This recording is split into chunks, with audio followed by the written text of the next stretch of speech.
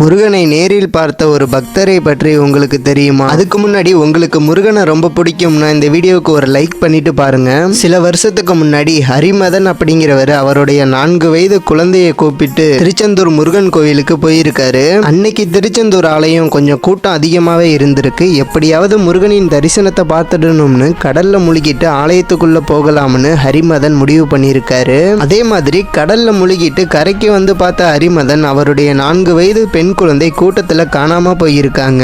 பதறி போன ஹரிமதன் குழந்தையை தேடி எல்லா இடத்துலயும் அலைஞ்சிருக்காரு. எங்க தேடியும் குழந்தையை கண்டே பிடிக்க முடியல. இதனால அழுதுகிட்டே முருகனை பார்த்து, உன்னை நம்பி வந்த எங்களுக்கு ஏன் முருகா இவ்வளவு சோதனையை கொடுக்கறன்னு முருகனை நினைச்சுக்கிட்டு அழுதுருக்காரு. பிறகு கொஞ்ச நேரத்திலேயே ஹரிமதனோட 4 வயது சிறுமியை ஒரு சிறுவன் கூப்பிட்டு வந்து ஹரிமதன் கிட்ட விட்டுருக்கான். குழந்தை கிடைச்ச சந்தோஷத்தோடு ஹரிமதன் அந்த சிறுவனை பார்த்து, நீ யார் தம்பி என கேட்டிருக்காரு. அதுக்கு அந்த சின்ன பையன் சிரிச்ச முகத்தோடு, என் பேர் குமரன் என சொல்லிட்டு கண்ணை மூடி கண்ணை திறக்கிறதுக்குள்ள அந்த இடத்த விட்டு காணாம போயிருக்கான்.